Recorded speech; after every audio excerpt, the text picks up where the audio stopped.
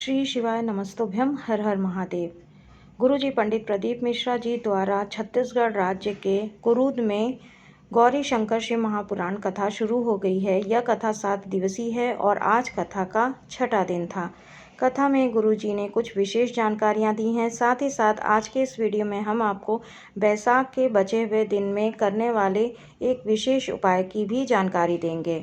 की कथा शुरू होते ही गुरुजी ने कहा कि कल हमसे एक महिला ने प्रश्न किया था कि हमारे पति पत्नी के बीच में बहुत झगड़ा होता है, बहुत क्लेश होता है, तो आप हमें कोई उपाय बता दीजिए या फिर कोई हमें आप पूजन बता दीजिए जिससे हमारे घर में लड़ाइयाँ बंद हो जाएं, क्लेश दूर हो जाए। तो गुरुजी ने कहा आप अपने घर का क्लेश दूर करना चाहते हैं तो पति को गूंगा और पत्नी को बहरा बन जाना चाहिए, अर्थात पति को थोड़ी देर के लिए मौन रहना चाहिए और पत्नी को कुछ देर नहीं सुनना चाहिए, कुछ नहीं बोलना चाहिए, भगवान की भक्ति में लीन हो जाना चाहिए। इस प्रकार से ही आपके घर का क्लेश दूर हो सकता है।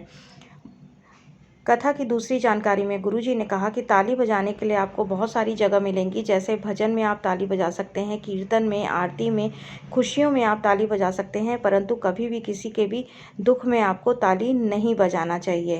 आज कथा में गुरुजी ने सभी को भगवान नरसिंह के अवतार दिवस की शुभकामनाएं देते हुए कहा कि आप सभी को भगवान नरसिंह के अवतरण दिवस की शुभकामनाएं हम देते हैं। कथा में गुरुजी ने रोग मुक्ति के लिए एक विशेष जानकारी दी है। गुरुजी ने कहा कि हमने आपसे पहले भी कहा है और आज फिर से कहना चाहेंगे कि जो औषधि, जो दवाई आपके शरीर में कार्य नहीं कर रही है, तो उस औषधि और दवाई को आपको खाते समय कुंदकेश्वर महादेव का नाम लेते हुए अपनी दवाइयों को खाना शुरू कर देना है। दवाइयाँ शरीर में लगने लगेंगी और आपकी बीमारी आपके शरीर से शीघ्र अतिशीघ्र दूर हो जाएगी। बैसाख के महीने में सिर्फ 2 ही दिन शेष बचे हुए हैं और अभी तक आपकी कोई कामना पूरी नहीं हुई है, तो बैसाख के महीने का एक ऐसा उपाय है जिसे आप यदि करते हैं तो वह शीघ्र अतिशीघ्र पूर्ण हो जाती है।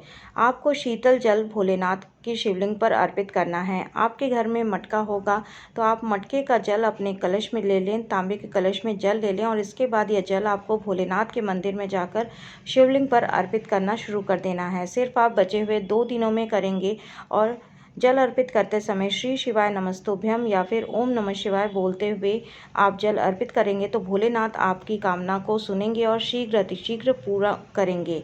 यह मौका आपको बार बार नहीं मिलने वाला है, क्योंकि यह एक ऐसा उपाय है जिसे आप बैसाख माह में ही कर सकते हैं।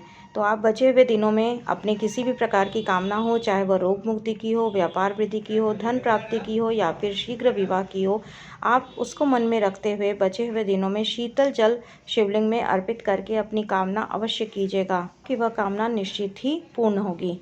गुरुजी पंडित प्रदीप मिश्रा जी की अगली कथा जो 27 मई से 2 जून 2024 तक अमलेश्वर रायपुर में होने वाली है, इस कथा का नाम गुरुजी ने समर्पण शिव महापुराण कथा रखा है। वीडियो थोड़ी सी भी उपयोगी लगे हो तो आप कमेंट में हर हर महादेव अवश्य टाइप करें। श्री शिवाय नमस्तुभ्यम। हर हर महादेव।